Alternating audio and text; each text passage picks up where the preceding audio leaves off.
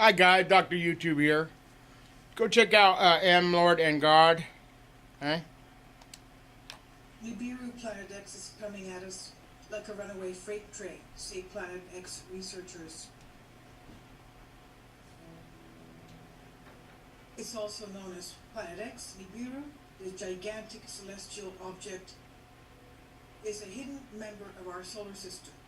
It swings around the sun in a long arc, and the planet is allegedly inhabited by a race of aliens called the Anunnaki, the Nephilim, who are identified as quote-unquote gods in ancient Mesopotamian mythology, as described to us by Zecharia Sitchin in his book Planet X. And this Nibiru Planet X swings around every 3,600 years or so. According to Zecharia Sitchin, it's a rogue planet whizzing by the Earth, and it comes close enough for the Anunnaki to get here to teach us, observe us, dazzle us with their alien technology, and occasionally, once in a while, tinker with human DNA. The Sumerians and Babylonians thought they were the gods because they had no frame of reference for aliens. Sitchin says that the Anunnaki exploited the situation by enslaving humans and stealing our most valuable natural resources, namely gold. In the book of Genesis, this gold is referred to as monatomic gold.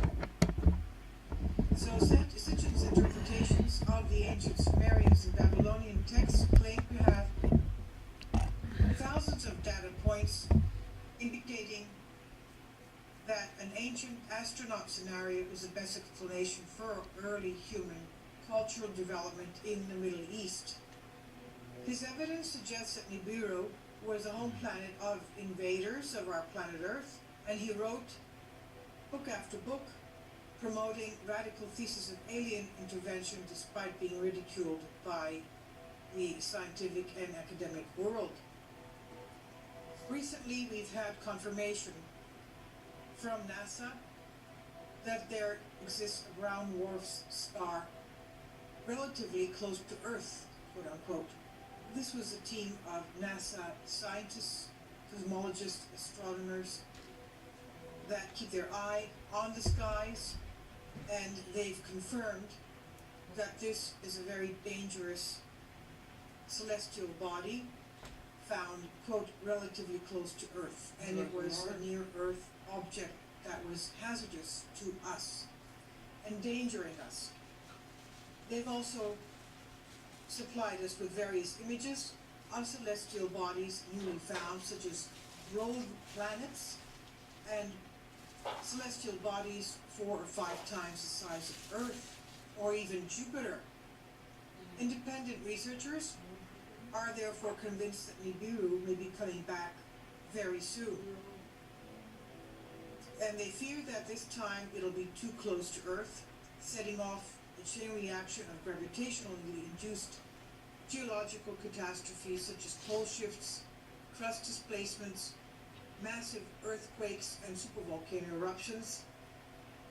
And people also state that they have evidence, abundant evidence, in the forms of images captured by amateurs, as well as NASA and the Hubble telescope.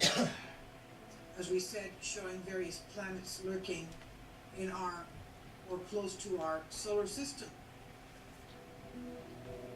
There are those skeptics that keep dismissing the alleged Nibiru evidence, and they accuse Nibiru evidence hunters of misidentifying ordinary objects in space or misinterpreting image effects like lens flares. So if Nibiru were out there, professional astronomers would have no trouble seeing them or detecting gravitational effects on the orbit of other planets. The point is, though, recently the various asteroids and meteors that have impacted Earth's atmosphere were not found by NASA, but by amateur astronomers. So it's not surprising that pro-Nibiru fanatics aren't impressed by these assertions. They're convinced that the Nibiru evidence is real, and it proves that some version of Sitchin's thesis is correct. It it's a reality. They also say that Nibiru evidence would be available if the government wasn't covering all this up. Nibiru enthusiasts first claimed that Planet X Nibiru would make its appearance close to Earth in the year 2003. And when that didn't happen, they decided to change the date to 2012 to coincide with Maya calendar prophecies. And of course, that didn't happen either. So at this point, there seems to be no good reason to believe in Nibiru or Planet X.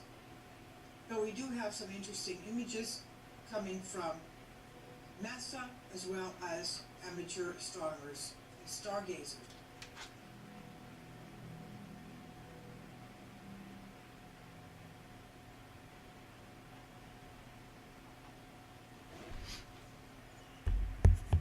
Thanks, guys. Subscribe and like.